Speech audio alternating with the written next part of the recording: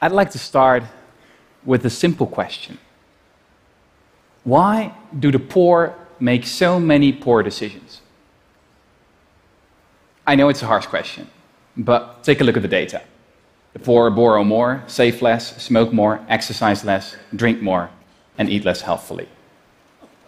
Why? Well, the standard explanation was once summed up by the British Prime Minister Margaret Thatcher, and she called poverty a personality defect. A lack of character, basically. Now, I'm sure not many of you would be so blunt. But the idea that there's something wrong with the poor themselves is not restricted to Mrs. Thatcher. Some of you may believe that the poor should be held responsible for their own mistakes, and others may argue that we should help them to make better decisions. But the underlying assumption is the same. There's something wrong with them. If we could just change them, if we could just teach them how to live their lives, if they would only listen. And to be honest, this was what I thought for a long time. It was only a few years ago that I discovered that everything I thought I knew about poverty was wrong. It all started when I accidentally stumbled upon a paper by a few American psychologists. They had traveled 8,000 miles all the way to India for a fascinating study. And it was an experiment with sugarcane farmers.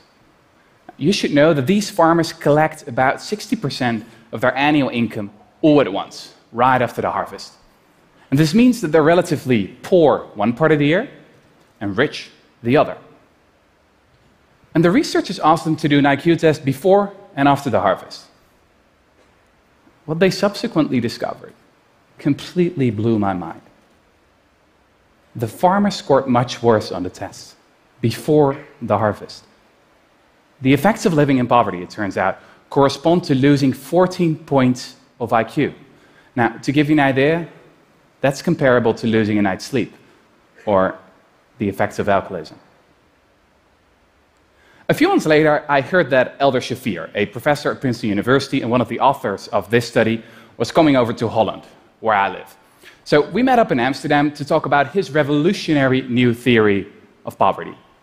And I can sum it up in just two words: scarcity mentality.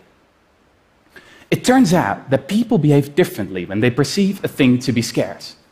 And what that thing is doesn't much matter, whether it's not enough time, money, or food.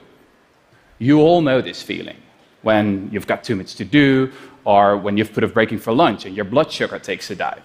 You know, this narrows your focus to your immediate lack, to the sandwich you've got to have now, the meeting that's starting in 5 minutes, or the bills that have to be paid tomorrow. So the long-term perspective goes out the window. You could compare it to a new computer that's running 10 heavy programs at once. It gets slower and slower, making errors. Eventually it freezes, not because it's a bad computer, but because it has too much to do at once. Now, the poor have the same problem. They're not making dumb decisions because they are dumb, but because they're living in a context in which anyone would make dumb decisions. So suddenly, I understood why so many of our anti-poverty programs don't work. Investments in education, for example, are often completely ineffective.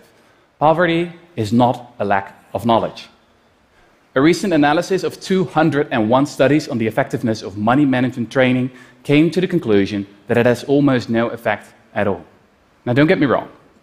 This is not to say that the poor don't learn anything. They can come out wiser, for sure. But it's not enough. Or, as Professor Shafir told me, it's like teaching someone to swim and then throwing them in a stormy sea. I still remember sitting there, perplexed. And it struck me that we could have figured this all out decades ago. I mean, these psychologists didn't need any complicated brain scans.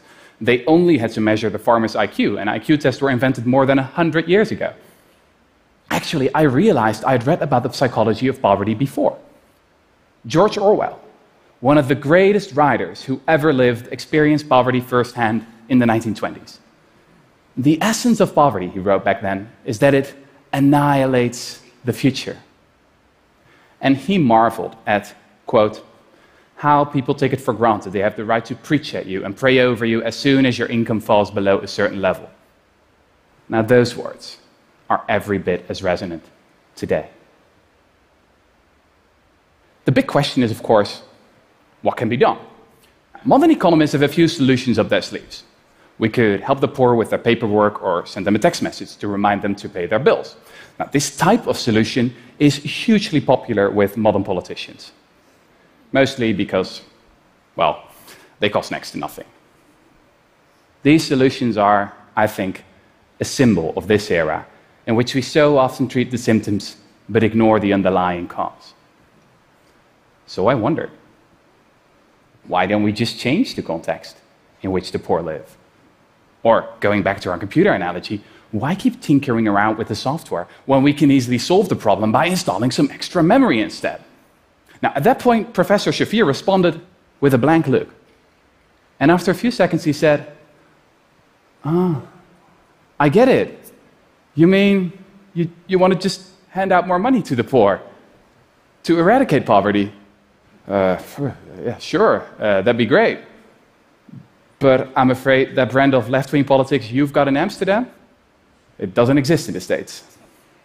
But is this really an old-fashioned leftist idea? I remembered reading about an old plan, something that has been proposed by some of history's leading thinkers. The philosopher Thomas More first hinted at it in his book Utopia, more than 500 years ago. And its proponents have spent the spectrum from the left to the right, from the civil rights campaigner, Martin Luther King, to the economist, Milton Friedman. And it's an incredibly simple idea. Basic income guarantee. What it is? Well, that's easy. It's a monthly grant, enough to pay for your basic needs: food, shelter, education. It's completely unconditional, so no one's going to tell you what you have to do for it, and no one's going to tell you what you have to do with it. The basic income is not a favor, but a right. There's absolutely no stigma attached. So as I learned about the true nature of poverty, I couldn't stop wondering.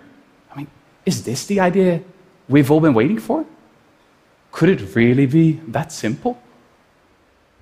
And in the 3 years that followed, I read everything I could find about basic income. I researched the dozens of experiments that have been conducted all over the globe. And it didn't take long before I stumbled upon the story of a town that had done it, had actually eradicated poverty, but then nearly everyone forgot about it. This story starts in Dauphin, Canada. In 1974, everybody in this small town was guaranteed a basic income, ensuring that no one fell below the poverty line.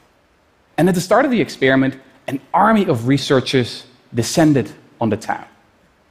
For 4 years, all went well. But then a new government was voted into power. And the new Canadian cabinet saw little point to the expensive experiment. So when it became clear there was no money left to analyze the results, the researchers decided to pack their files away in some 2,000 boxes. 25 years went by. And then Evelyn Forget, a Canadian professor, found the records. And for 3 years, she subjected the data to all manner of statistical analysis. And no matter what she tried, the results were the same every time. The experiment had been a resounding success. Evelyn Forget discovered that the people in Dauphin had not only become richer, but also smarter and healthier. The school performance of kids improved substantially. The hospitalization rate decreased by as much as 8.5%. Domestic violence incidents were down, as were mental health complaints. And people didn't quit their jobs. The only ones who worked a little less were new mothers and students who stayed in school longer. Similar results have since been found in countless other experiments around the globe, from the US to India. So, here's what I've learned. When it comes to poverty, we, the rich, should stop pretending we know best. We should stop sending shoes and teddy bears to the poor, to people we have never met. And we should get rid of the vast industry of paternalistic bureaucrats when we can simply hand over their salaries to the poor they're supposed to help. Because I mean, the great thing about money is that people can use it to buy things they need instead of things that self-appointed experts think they need. I mean, just imagine how many brilliant scientists and entrepreneurs and writers like George Orwell are now withering away in scarcity. Imagine how much energy and talent we would unleash if we get rid of poverty once and for all. I believe that a basic income would work like venture capital for the people.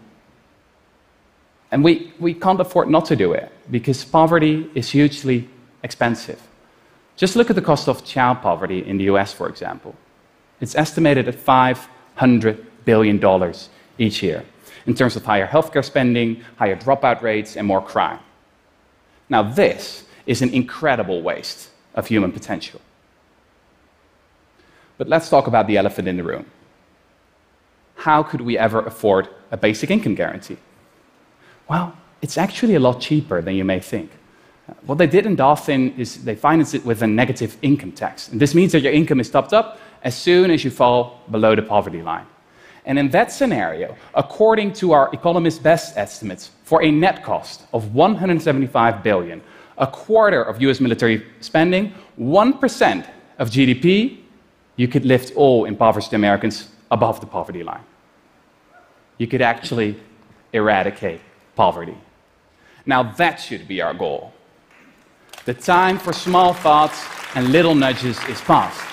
I really believe that the time has come for radical, new ideas. And basic income is so much more than just another policy. It is also a complete rethink of what work actually is. And in that sense, it will not only free the poor, but also the rest of us. Nowadays, millions of people feel that their jobs have little meaning or significance. A recent poll among 230,000 employees in 142 countries found that only 13% of workers actually like their job. And another poll found that as much as 37% of British workers have a job that they think doesn't even need to exist. It's like Brad Pitt says in Fight Club. Too often, we're working jobs we hate so we can buy shit we don't need. Now, don't get me wrong. I mean, I'm not talking about the teachers and the garbage men and the care workers here. If they'd stop working, we'd be in trouble. No, I'm talking about all those well-paid professionals with excellent resumes who earn their money during strategic transsector peer-to-peer meetings while brainstorming the value add-on of disruptive co-creation in the network society.